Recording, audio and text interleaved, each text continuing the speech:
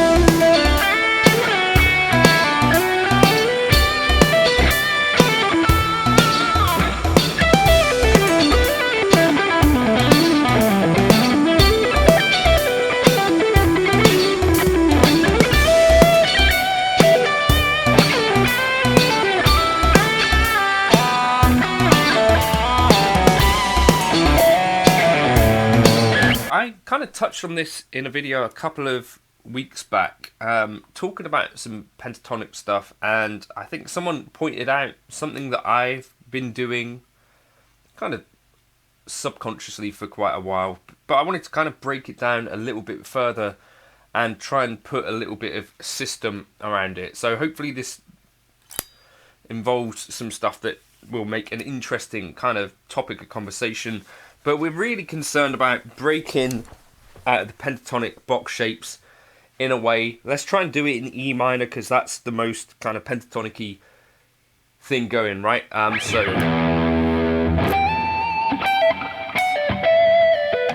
Anyway, right, so E minor. I'm going to suggest to you the first thing that might be useful, and I've talked about this quite a lot. Those of you who are available,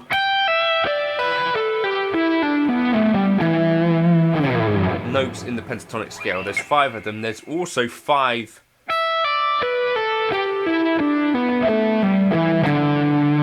shapes.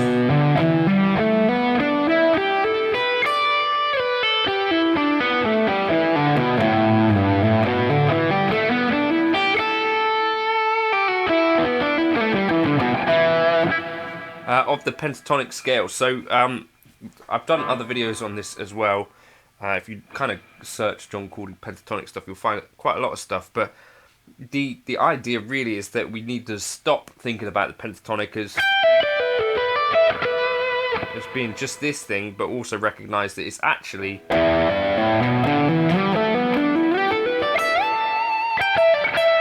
this thing that goes all the way along the neck. And yeah, pentatonic scale for me personally was something that I came to after kind of 3-note per string stuff and after major scale stuff. So I think for me, probably the sort of first things that I'd have been doing would have been like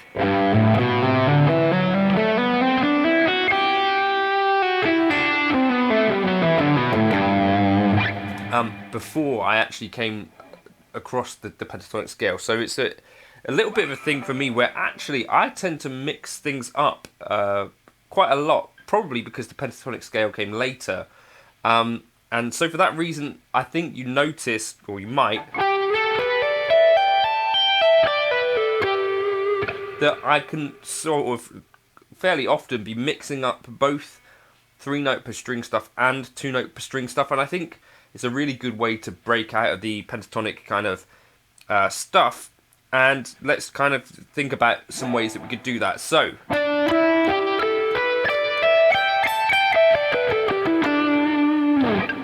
would be my first kind of idea here. So we kind of going.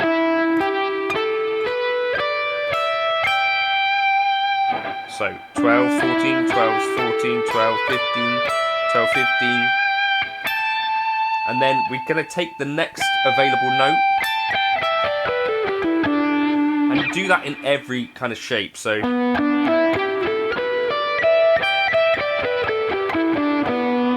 and then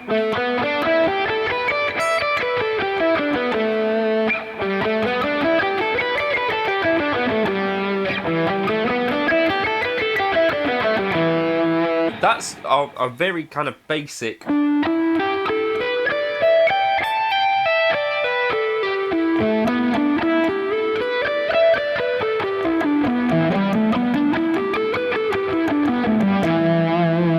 take that idea down. So then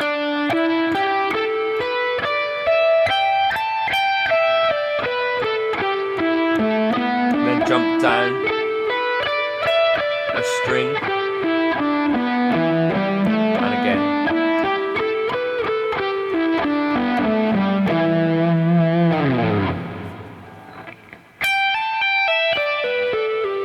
Right, now let's try something else. So we're going to start here, so on fret 15, and we're going to go up one note above to the next available note of the pentatonic scale. And then descend all the way down. So 15, 17, 15, 17, 15, 12, 15, 12, 14, 12.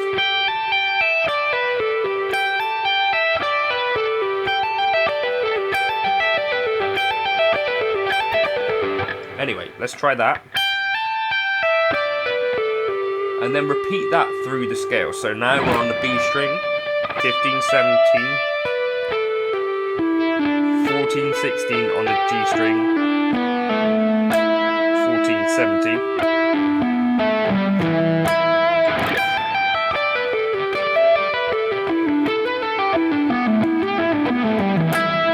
That part is a big stretch.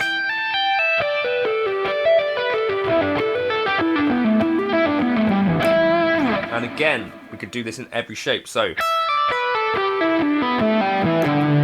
here we go.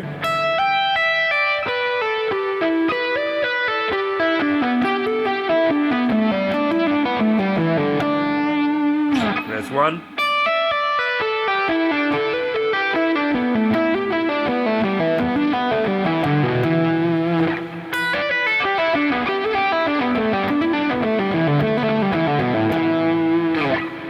This sort of thing just really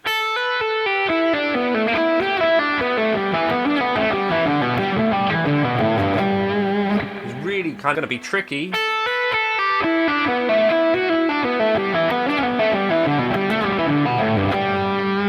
You might not even be able to do some of the stretches, but I think it's worth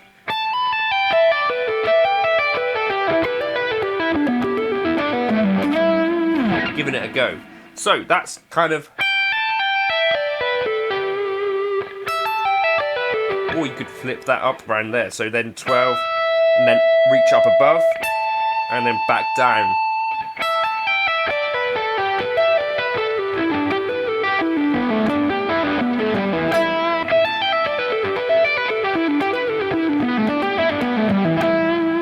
Really hard.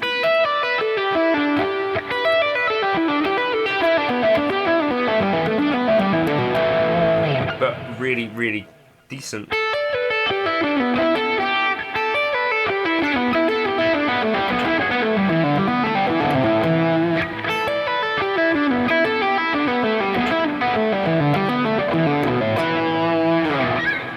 That one's pretty cool.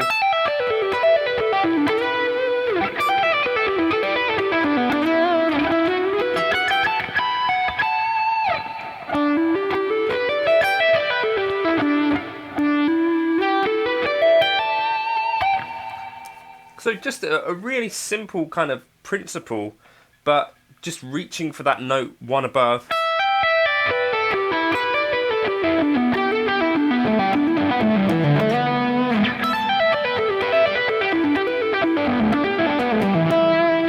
See seeing how you get on with that, I think is a good thing to practice.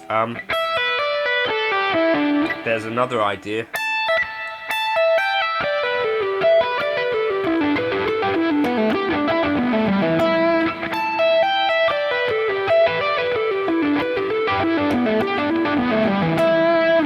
Kind of interesting sequential sounding thing. So in this one, the note above, your actual pentatonic lower note, and then the higher pentatonic note, and then descend.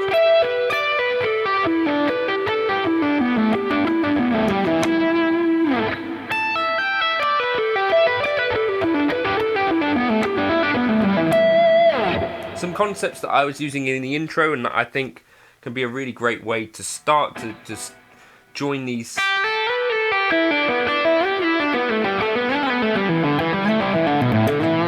pentatonic zones up. I'll catch you in another video soon. Patreon will be the place to get the tab for this kind of lesson and the backing track for the intro. Catch you in another video soon. I hope that was somewhat something you've not tried before, or maybe helpful in some way. Cheers.